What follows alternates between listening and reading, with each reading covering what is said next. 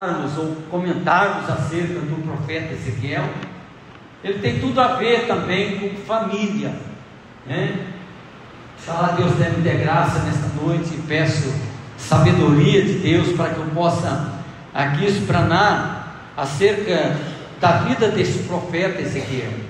Quando a gente abrimos o livro do profeta Daniel, o livro do profeta Ezequiel, e corremos também para o livro de Apocalipse, é um livro muito difícil de entender, né? É um livro, vamos dizer assim, na linguagem popular, bem complicado de entender.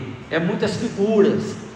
E comigo não é diferente mesmo, sabendo que já pregando aí já há uns 3 anos aqui, e graças a Deus eu tenho debruçado na Bíblia e procurado extrair dentro dela algumas lições para que nós possamos compreender o que Deus tem para conosco nesta noite. Quando nós falamos ou ouvimos acerca do profeta Ezequiel, a primeira passagem bíblica que nos arremete à nossa memória é justamente o livro no capítulo 37, ao qual fala do Vale de Ossos Secos. Esse capítulo, ele é um dos capítulos mais pregados em toda a história da Bíblia Sagrada. É um dos mais, não é o único, mas é um dos mais, porque aqui retrata a história do povo de Israel que estava numa situação muito difícil, estava morto, estava destruído, e muitos já comentaram, eu tenho certeza que você já não foi diferente de ouvir. Quando nós procuramos ler o livro do profeta Ezequiel, eles trazem muitas figuras dentro desse livro, e Deus ele levanta esse profeta, também como levantou o profeta Jeremias e os demais profetas.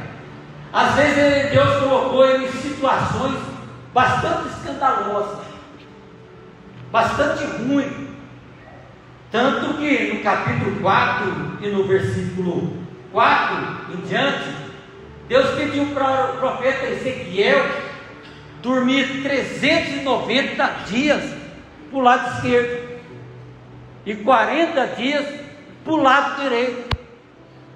E o profeta pergunta então para Deus: por que o Senhor, me pediu para dormir 390 dias para o lado esquerdo e 40 dias para o lado direito? E Deus deu então entendimento a Ezequiel, dizendo assim: é o meu povo Ezequiel, o meu povo ele é mais inclinado para o mal do que para o bem. E 390 dias os seus corações estão longe de mim, afastados de mim, e 40 dias eles me buscam, eles vão me louvar, vão me adorar. E no próprio livro do Ezequiel, Deus também chama o profeta e fala: olha, Ezequiel,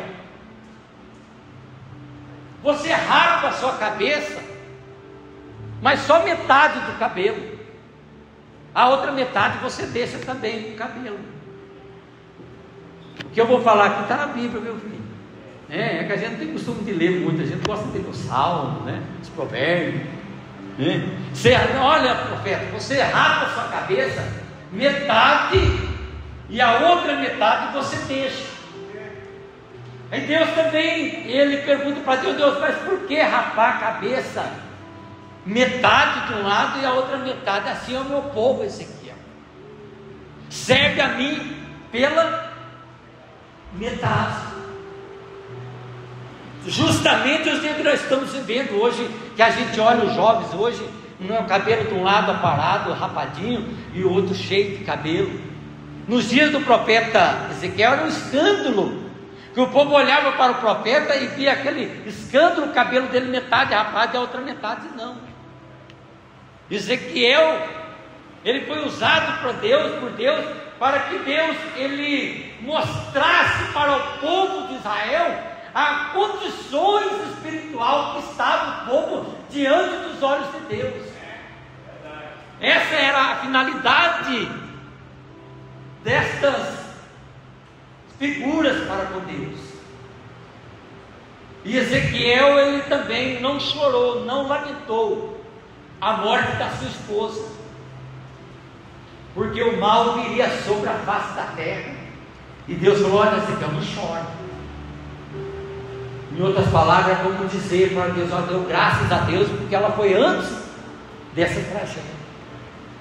E o próprio Ezequiel, Deus falou: olha, Ezequiel, você pega, junta as coisas suas dentro de casa, coloca dentro de um saco de sopa, e você vai no fundo da sua casa e faz um buraco na parede, e você pega e sai por aquele buraco. Aí o povo começou a ver aquele batuque, aquela bateção na parede, toque, toque, toque, e ficou tudo pasmado de ver, porque não entendia, rápido o que significava aquilo lá. E Deus queria mostrar para o povo que quando viesse o mal sobre a face da terra, o povo ia sair fugido de dentro das suas casas. Esse é o profeta Ezequiel.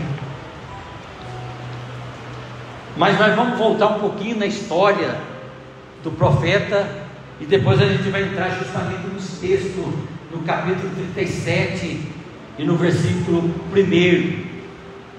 Ezequiel, ele nasceu no ano de 622 a.C. Quando o profeta Ezequiel ele começou quando Ezequiel nasceu nesse ano, o profeta Jeremias já havia entre 4 e 5 anos que já vivia profetizando na cidade de Jerusalém acerca daquilo que iria acontecer com o povo de Israel, se o povo de Israel não voltasse para Deus, se não deixasse as suas abominações, os vossos pecados, de maltratar as viúvas e deixar as órfãs, e maltratar também os estrangeiros. Ezequiel nasceu justamente nesta época. Ele contemplou, ele viu o profeta Jeremias anunciando a palavra de Deus, porque Deus estava irado com o povo, mas Deus levantou a luz no meio da escuridão, como o profeta Jeremias, anunciando, dizendo: arrependei-vos, voltai para mim, endireitai as vossas veredas e os vossos pecados, deixai os vossos pecados e pegai-vos a mim. O profeta Jeremias, ele profetizou por 40 anos. Deus levantava o profeta Jeremias ao ponto que nos dias do profeta o templo de Salomão estava erguido, ao ponto de ele se colocar diante da porta do templo e anunciar esta mesma pregação que eu acabei de falar: arrependei-vos, porque Deus está vendo tudo o que você está fazendo. Você vem para a casa de Deus, vem oferecer sacrifício, vem trazer a sua ovelha, vem trazer o seu cabelo, vem trazer as pombinhas, para sacrificar como oferta, ou como abandono dos seus pecados. Mas Deus tem visto que quando vocês saem da casa dele, vocês cometem as mesmas aberrações que vós têm cometido. E o que me faz eu pensar e entender é que parece que Jeremias está escrevendo hoje, nos dias de hoje, esta mensagem. E quando eu falo com você, ou até aponto você, não significa que eu estou excluído disso, não. Eu estou dentro desse pacote também. Não é você, não é eu também estou incluído nisso. Tanto que Jeremias, ele profetizou o mal, mas ele também sofreu as mesmas dores, as mesmas lamentações do povo. E ele se colocava diante: olha, Deus vai chamar a Babilônia, os caldeus, eles vão destruir esta cidade, queimar a fogo, destruir o templo, matar os vossos filhos, as vossas esposas, se vocês não voltarem-se para Deus. Mas o povo não acreditava. As palavras do profeta entravam de um lado, saíam do outro, porque eles jamais imaginariam que Deus permitiria que um povo pagão, um povo idólatra, pecador, entrasse para dentro dos muros e destruísse a sua cidade e o seu povo. É isso que nós temos em mente, que Deus pode fazer com todo mundo muita coisa, menos com eu.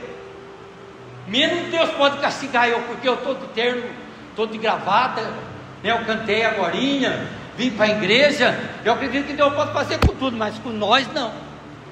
E o povo vivia dentro dessa ilusão de que Deus poderia fazer tudo, menos deixar que os caldeus entrassem e derrubassem o seu templo, que era uma das 7 maravilhas do mundo antigo, a qual era revestido por ouro dentro, a arca, né, os utensílios dentro da casa, tudo revestido por ouro, a parede de ouro, e lá atrás a arca do concerto, que era a presença de Deus naquele lugar. Eles estavam com essa fé, Deus não vai deixar. Mas a palavra de Deus, quando ela é dita, não tem nada que possa revogar, a não ser se o povo se arrepender, a não ser se o povo se voltasse para Deus e olhar as suas condições, e Deus, pela sua misericórdia e graça, mesmo que Ele tenha depletado, Ele é amoroso para desfazer aquilo que Ele decretou. Mas o que aconteceu? O povo não dava bola, ouvido para o profeta. E no ano 606, a Babilônia, que é os caldeus, sitiaram a cidade de Jerusalém. Os seus exércitos ficaram em volta da cidade de Jerusalém, antes do muro, cercando a cidade de Jerusalém, ao ponto de tudo aquele que estivesse dentro não podia sair, e nem aquele que estivesse fora poderia entrar, ao ponto de que a fome, a sede, a fome começou a crescer dentro daquela cidade, ao ponto de que duas mães combinaram entre elas de cozer o seu filho. Olha, hoje nós vamos cozinhar o seu filho, nós vamos comer. Lógico, eu vou usar uma expressão assim meio, sem sentimento, mas você imagina aquela dor, aquela tristeza, aquela fome, Olha, nós vamos cozer o seu filho hoje, mas amanhã eu pego o meu filho e nós põe dentro da panela, põe batata e nós vamos comer todo mundo. Foi isso que eles fizeram, a fome, a dor que estava vivendo, porque não deram ouvido à voz do profeta de Deus, irmãos. E eu peço aqui, pela graça e misericórdia de Deus, dá ouvido à palavra de Deus, dá ouvido ao profeta de Deus, dá ouvido o pastor, o missionário que pregam a palavra de Deus, para que o mal não venha suceder sobre a sua vida, sobre a sua casa, sobre a sua família. Não espere que as coisas, a crise venha bater na porta da sua casa, para que depois você fale: olha, eu deveria me apegar mais com Deus, eu deveria mais me doar para a obra de Deus, eu podia estar mais na presença e fazer mais coisas para Deus, mas eu fiz a minha vontade, o meu desejo. No ano 606, ele cercou a cidade de Jerusalém. E no ano 596 para 597, os babilônios destruíram o muro da cidade. Os babilônios, no ano 597, destruíram o portão de entrada para dentro da cidade. No 597, os babilônios destruíram as casas, atearam fogo nas casas, mataram as crianças na rua, as mulheres grávidas. Elas pegaram as mulheres grávidas do céu para eles, rasgaram as barrigas das mulheres e arrancaram o feto, arrancaram a criança de dentro da barriga da mãe, porque não acataram os conceitos de Deus.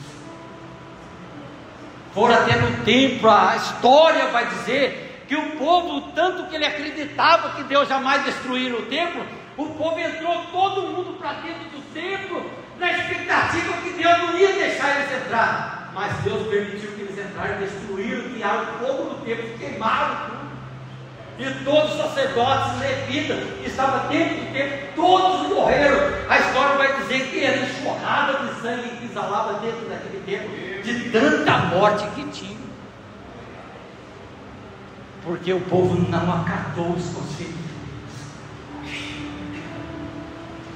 que por fora era uma bela viola, que exteriormente se mostrava um belo cristão, mas as suas atitudes fora do tempo de Deus, ele só voltava para fazer aquilo que era mal, a Bíblia diz.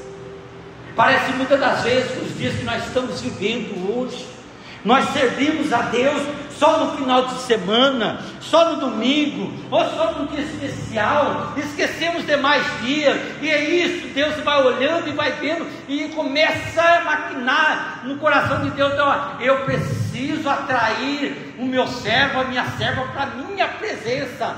E como que eu vou atrair ele para a minha presença? Às vezes é apertando, às vezes é coxando,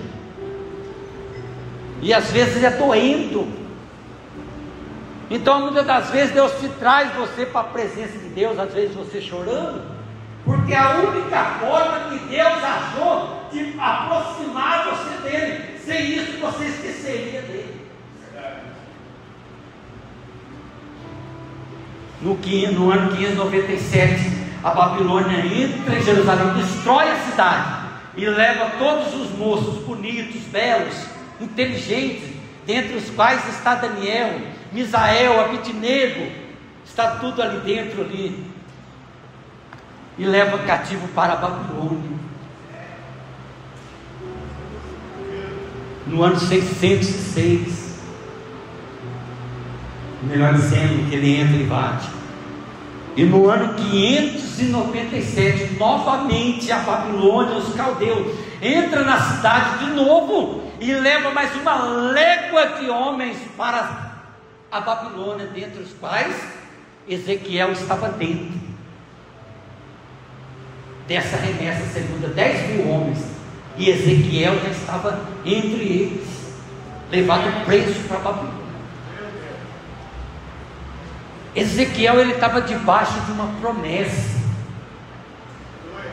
Ezequiel, havia uma profecia na vida de Ezequiel, que lá no futuro ele ia exercer uma função dentro do templo do Senhor, como seu pai já havia trabalhado na obra de Deus. A Bíblia, no capítulo 1 que eu li, está escrito assim, que Ezequiel, filho de Buzi, o sacerdote. Então Ezequiel estava com peso de responsabilidade. Nós bem sabemos que todo sacerdote, que quando eles tinham um filho homem, provavelmente eles depositavam sobre os seus filhos todo aquele desejo que ele tinha, de que um dia ele viesse exercer a função que o seu pai exerceu por toda a vida, era o sonho do pai.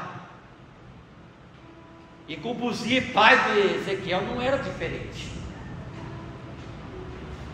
Com toda certeza ele matriculou, ele colocou o seu filho Ezequiel na escola para que ele pudesse aprender o Pentateuco, a Bíblia Sagrada, os 5 livros de Moisés. Criança Ezequiel começou a aprender, porque o seu pai via nele que lá na frente ele ia ser um sacerdote. No dia de hoje ele levava para a escola dominical sua criança, levava o seu filho para aprender as coisas de Deus, para que quando ele viesse ser velho ou mais velho, ele não se desviava da palavra de Deus. Você está observando, igreja, o erro da igreja no século 21 que nós estamos vivendo, o escasso que está dentro da igreja, a falta dos pais trazer as crianças para a casa de Deus. Mas como eles vão aprender se o pai e a mãe não trazem eles para a casa de Deus? Como que eles vão aprender se o pai e a mãe, eles mesmos se esforçam para estar dentro da casa de Deus? Como eles vão aprender? Como chegar lá na frente, o pai e a mãe um dia vão embora, eles vão casar e vão formar suas famílias, como eles vão entender que a melhor coisa na face da terra é estar dentro da casa de Deus? Como eles vão aprender? Se nós não pegarmos pela mão, mesmo eles não querendo, vamos para a casa de Deus. Chega na casa de Deus, ouve, entra na casa de Deus, vê todas as coisas, liturgia do culto, e aprende na casa de Deus. E o pai Buzi, ele não era diferente, porque ele tinha esse sonho do seu filho lá na frente exercer a função de sacerdote. E tudo que envolvia a casa de Deus, Ezequiel, ainda criança, ele desenvolvia na sua vida, porque é nesse caminho que ele vai exercer esse caminho, para que ele possa lá na frente estar apto para trabalhar na obra de Deus. Você sabe a consagração do homem ou do jovem para exercer a função de sacerdote? Ele tinha que ter pelo menos 25 anos de idade. Enquanto isso, ele ia preparando de várias formas, para que quando ele completasse 25 anos, ele era ungido a sacerdote, mas ele só poderia exercer a função de sacerdote dentro do templo quando ele completasse 30 anos. Você percebeu como que as coisas hoje é diferente? Você notou como o cristianismo tomou uma direção, parece que pessoal, vontade pessoal, em vez de ser a vontade de Deus? Nos dias de Ezequiel, primeiro, para que ele fosse o sacerdote, primeiro ele tinha que nascer da tribo de Levi. Não era qualquer tribo, ele tinha que ser uma tribo específica, a tribo a qual Deus separou para o serviço e o trabalho dentro da obra de Deus. Eram os levitas. Levi, ele foi o terceiro filho de Lia. Lia teve vários filhos, né? Jacó. Rúben, Simeão, Levi e Judá. O terceiro filho, Levi. Deus separou essa tribo para trabalhar dentro do templo. Então, Buzi, o sacerdote, ele veio da descendência de Levi. Nasceu seu filho, também é da descendência também de Levi. Mas só que para exercer o sacerdote, não só bastasse nascer da tribo de Levi, ele tinha que vir da linhagem de Arão. Porque dentro da tribo, Deus levantou uma família, Arão, para que ele pudesse, da linhagem dele, ser sacerdote dentro do templo. Então, em outras palavras, eu quero dizer que não bastava ele nascer na tribo de Levi, né? Mas ele tinha que vir do tronco direto de Arão. Mas hoje em dia, irmão, está assim, ó. Eu estou simplesmente voando dentro da igreja, né? Sem compromisso com nada. Amanhã eu acordo. Hoje o dia está assim, mano. Hoje o dia eu acordo amanhã, eu falo assim: acho que eu quero ser pastor. Eu acho que eu quero ser pastor. Pego o celular, vou no celular, onde que tem uma escola de teologia, porque eu acordei inspirado para ser pastor. Tem tal lugar na escola. Ele vai lá, faz o curso lá, estuda, e depois ele passa o tempinho do nada, ele já é pastor. Não passou um processo ao qual, nos dias do profeta Ezequiel, ele com 25 anos, ele era ungido a sacerdote, mas ele só podia exercer com 30 anos de idade. Mas hoje mudou diferente. Quantas pessoas nesses 27 anos que eu estou aqui nesse lugar, eu vi pessoas aqui voando dentro da igreja, sem compromisso com nada. Aí de repente chegou engravatado lá na frente: ô irmão, que tudo bom? Tudo bom? O que você é? Eu sou presbítero. Eu sou pastor. Pastor, tu quer abrir um salão, uma igreja? E Ezequiel passou 25 anos. Eu aqui no Iguaçu-Mirim, de 9 para 10 anos eu fui levantado a diácono. De 9 para 10 anos aqui. Fui levantado presbítero faz o que? 3 anos agora. Tenho 27 anos aqui. Em outras palavras, eu tenho assim história, bagagem para contar. Tem peso, vamos dizer assim, pela graça de Deus. E Deus estava mostrando para Ezequiel, para que Ezequiel ele fosse exercer a função de sacerdote, ele tinha que vir da linhagem de Levi e do tronco e da família de Arão, para exercer a função de sacerdote. Enquanto ele era ungido, ainda tinha mais 5 anos de preparação para exercer. Mas o que ele fazia nesses 5 anos? Ele tinha que estudar. Ele tinha que se informar acerca das coisas. Você acredita que o sacerdote, nos dias do Velho Testamento, ele tinha que estudar medicina? Você acredita? Porque ele era responsável de todo homem ou mulher judeu que viesse para o templo, doente, enfermo, ou principalmente a lepra, ou leproso.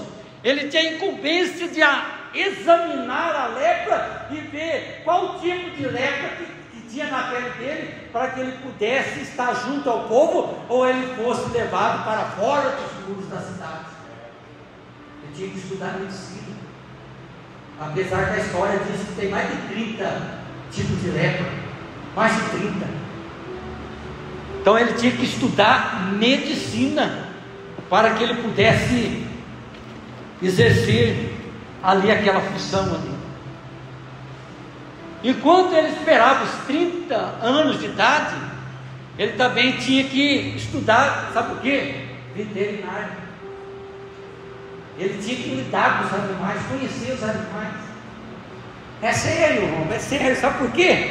Porque quando o povo vinha levar as ovelhas, os carneiros, os bichos, vamos chamar assim, para levar como sacrifício, como oferta para a casa do Senhor, os sacerdotes tinham que examinar o animal para ver se o povo não levava animal defeituoso, manco, nem aquilo que era desprezado para ele, levar para a casa do Senhor para oferecer ao Senhor, como está no livro de Malaquias.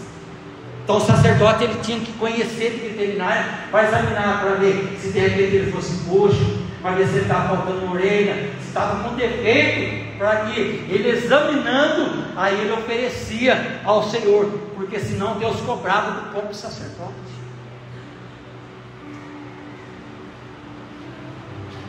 É real.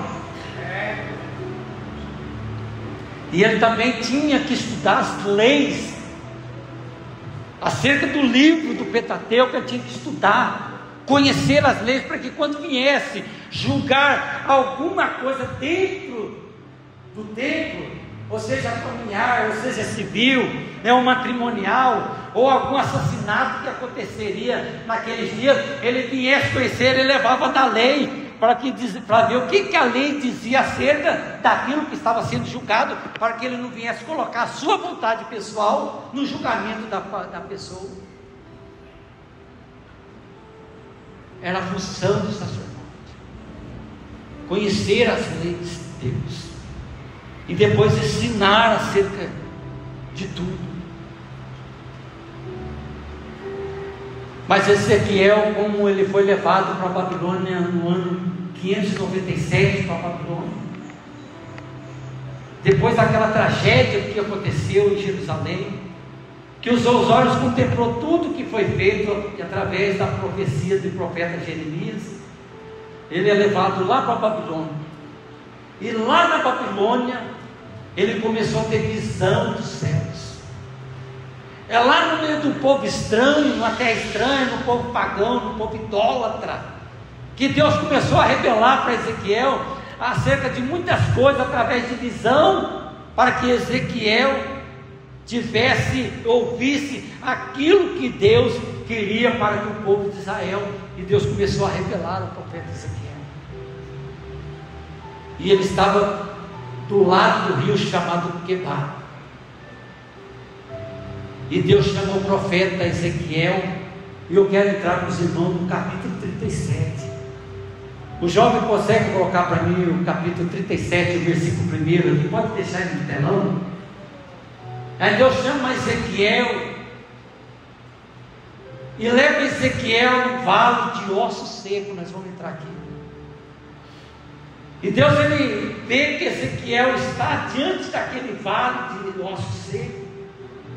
E ele é levado ali para que ele pudesse profetizar e enxergar e ver as condições daqueles que não acataram e não obedeceram à voz de Deus, para ver as condições que ele estava ali naquele vale, cheio de ossos secos, muitíssimo, seco ou sequíssimos, mortos.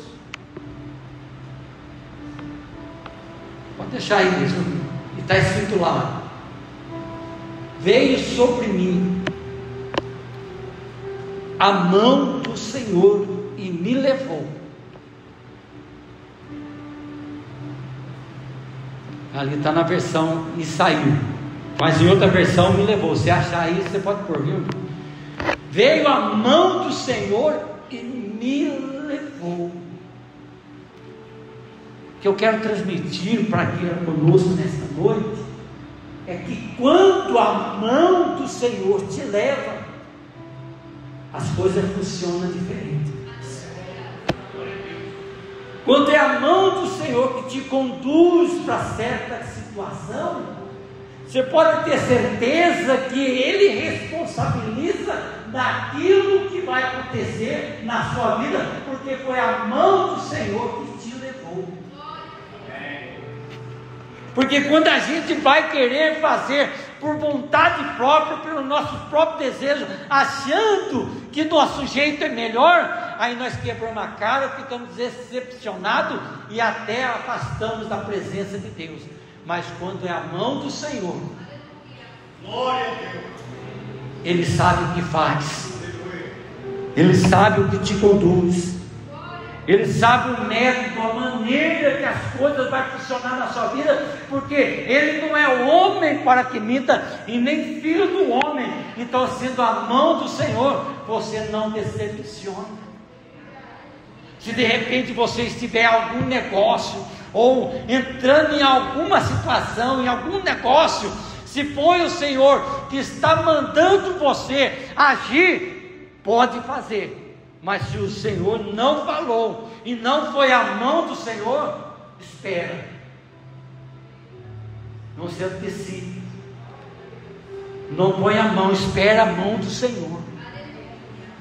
Por isso que nós vemos muitas pessoas hoje frustradas no Evangelho, pessoas desanimadas, não quer mais saber da igreja, porque eles tentaram fazer da sua própria maneira, mas não funcionou, não deu certo, aí eles culparam a Deus porque não deu certo. Não é assim? Em vários relacionamentos, o rapaz e a moça vão orar, eu vou orar, né, vou orar, quem sabe Deus, né, confirma, mas amanhã ele já está com a resposta, e Deus nem falou nada. Os dois já mandou lá no zap, lá, nós vamos começar a namorar amanhã, já viu? Tá bom, mas Deus falou? Não, mas eu senti, se eu sentir entendeu? Mas quando é a mão do Senhor que leva, aí Deus ele assina embaixo e diz assim: a vitória é sua, a vitória é certa, em nome do Senhor. E a mão do Senhor me levou, olha lá está escrito isso aí, em espírito, na minha está em espírito. Por que a mão do Senhor levou ele em espírito?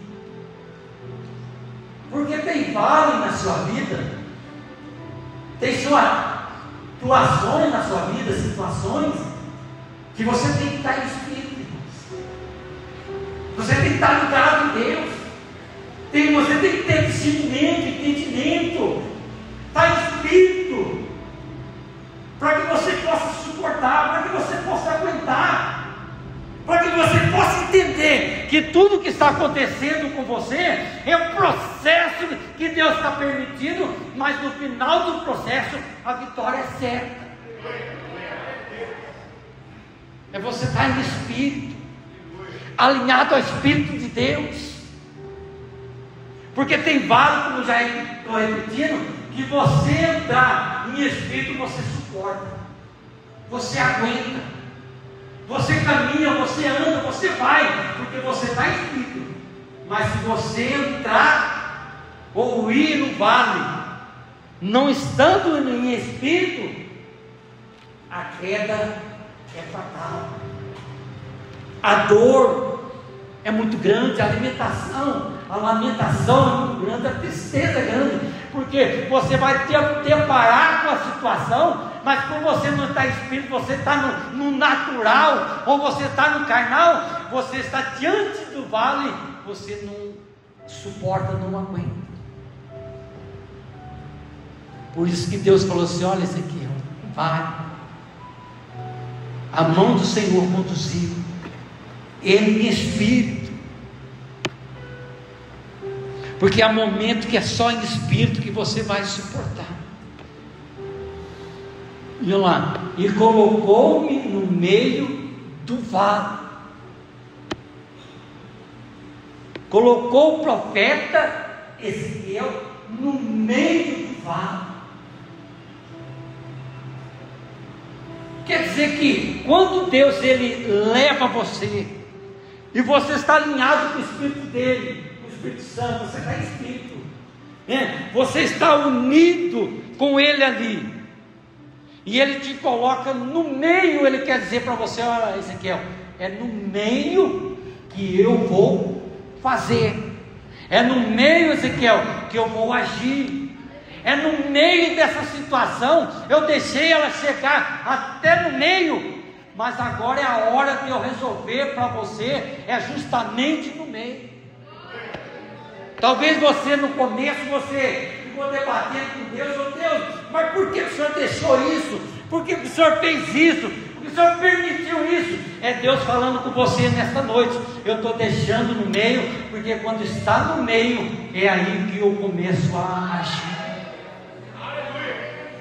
É no meio do que no meio da família que eu começo a agir.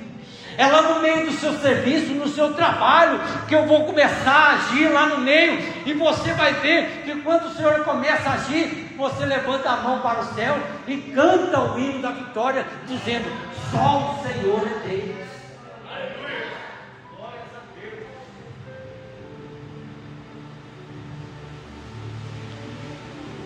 E no versículo 2, se quiser pôr o 2 aí, pode pôr, João.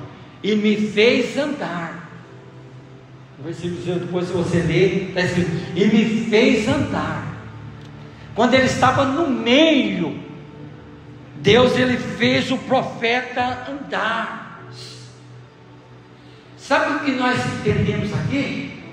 Que quando nós estamos no meio do vale, quando nós estamos no meio da prova, no meio da dificuldade, a gente não podemos ficar de braços cruzados, parados, assistindo.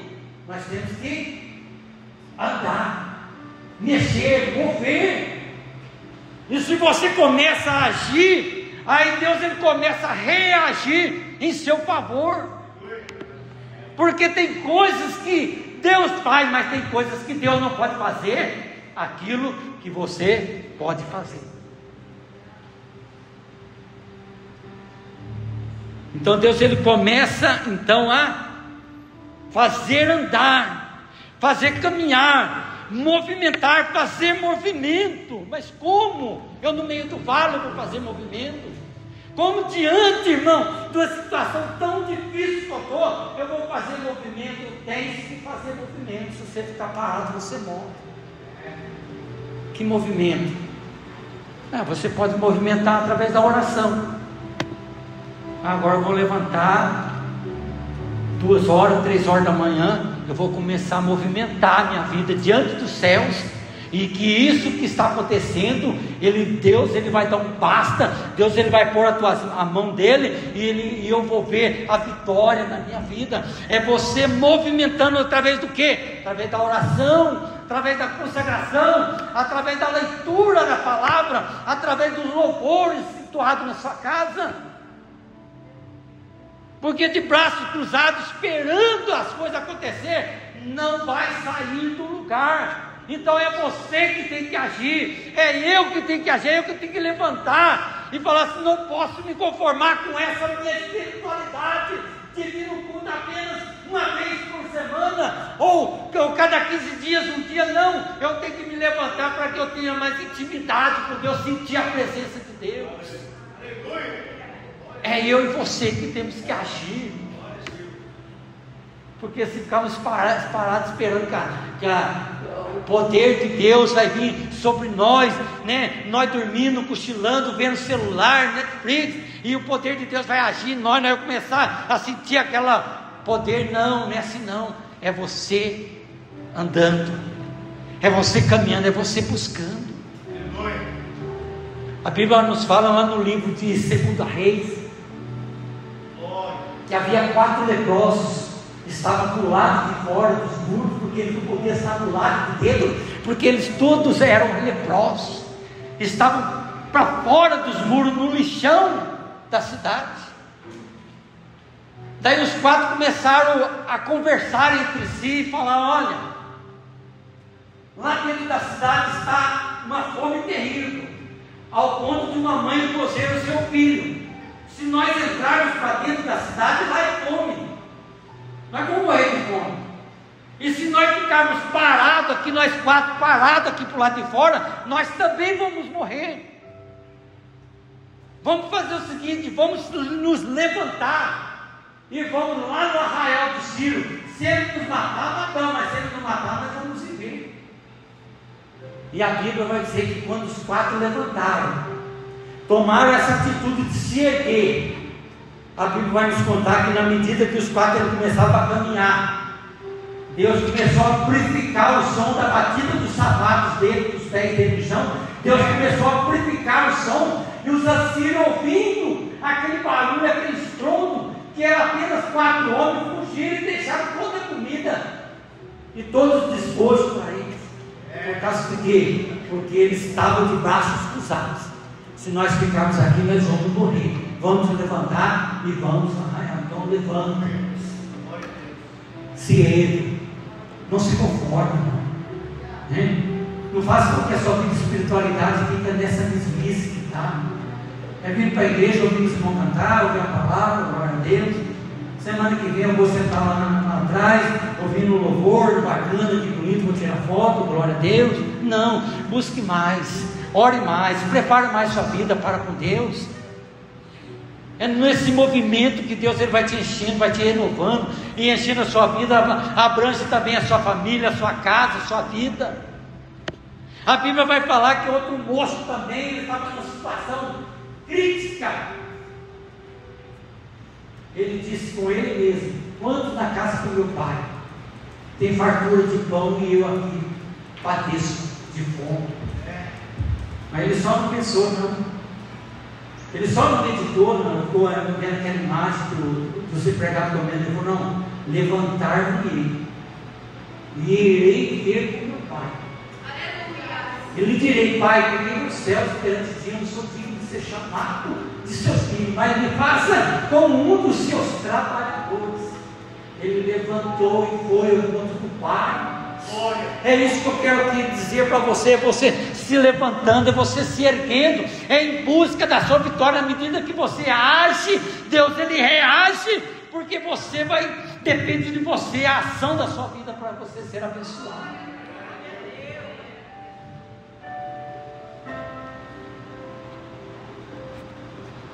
Vou pular um tópico aqui, vou entrar no tópico.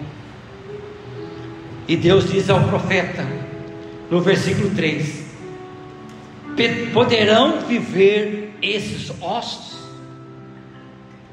E o profeta diz: tu sabes. Em outras palavras, ele quis dizer: Senhor, diante desse vale, diante dessa situação, diante dessa decadência, dessa luta, eu não consigo, mas o Senhor sabe. O Senhor conhece a minha estrutura. O Senhor sabe até onde eu vou. O Senhor pode fazer muito mais além daquilo que pedimos e pensamos.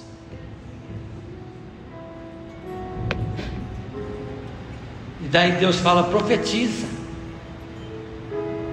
Profetiza a minha palavra. Olha que lindo. Profetiza a minha palavra. Não é profetizar aquilo que você quer, o seu jeito, o seu método, a sua oratória. Não, é a minha palavra. Profetiza a minha palavra. Você está vivendo dentro desse vale, ou você está iniciando a sua entrada nesse vale. Profetiza mediante a palavra de Deus, e Deus ele vai te conceder a vitória.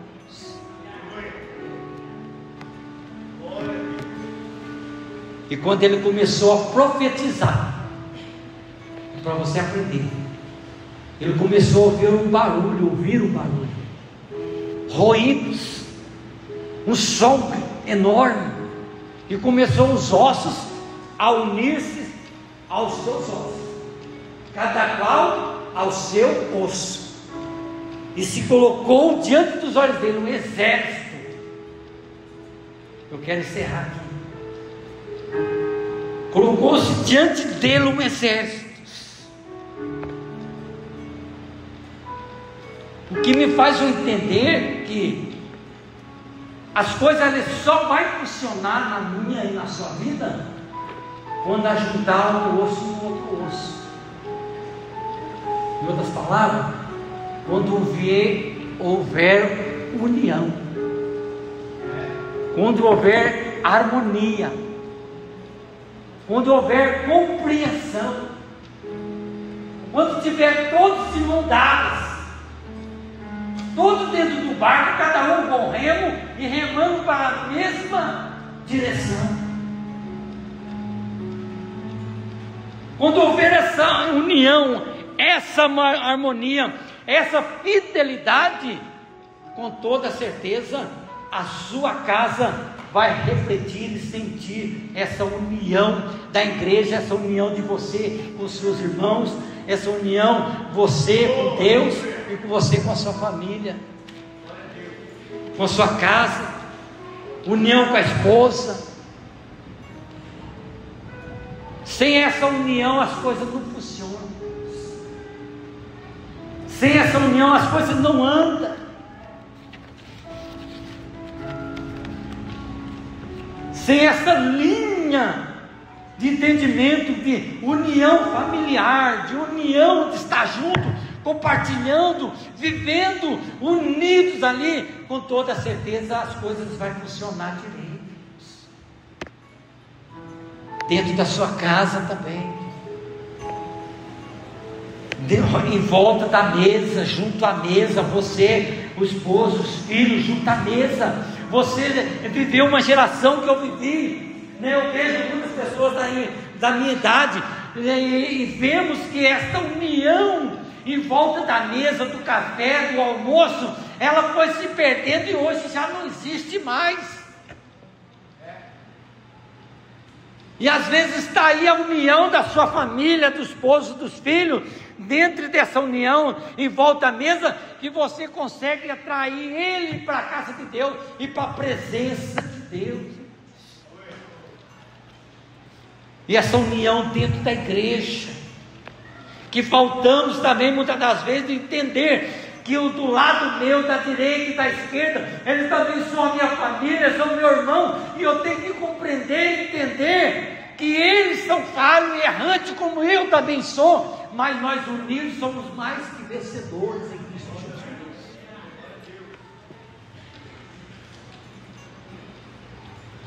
Nós não podemos deixar isso afastar de nós, irmãos.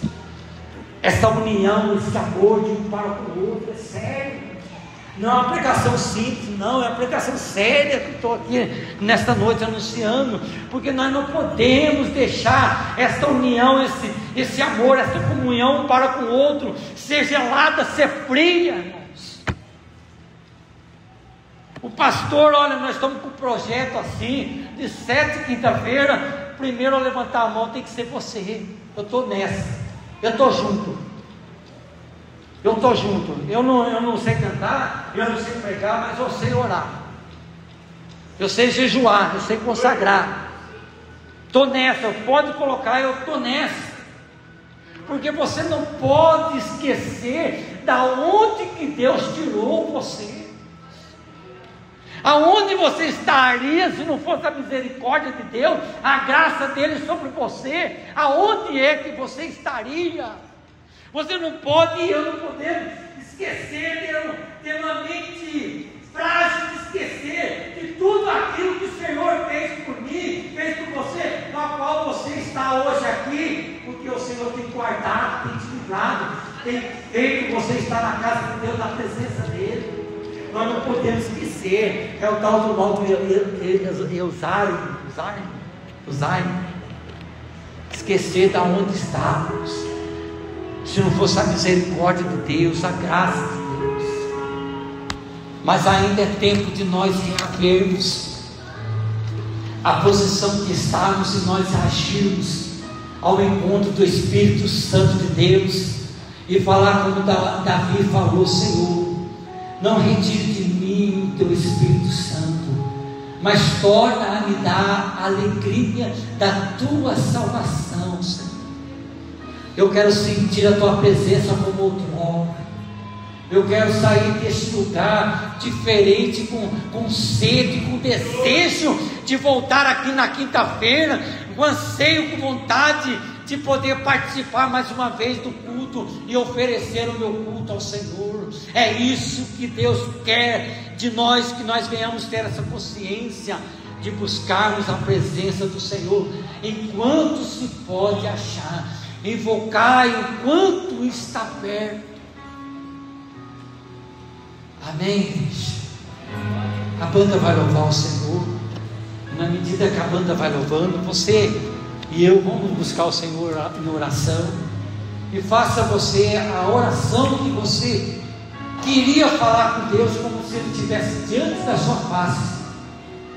Fale com Deus em nome de Jesus. Eu agradeço a oportunidade em nome de Jesus. Uma salva de palmas.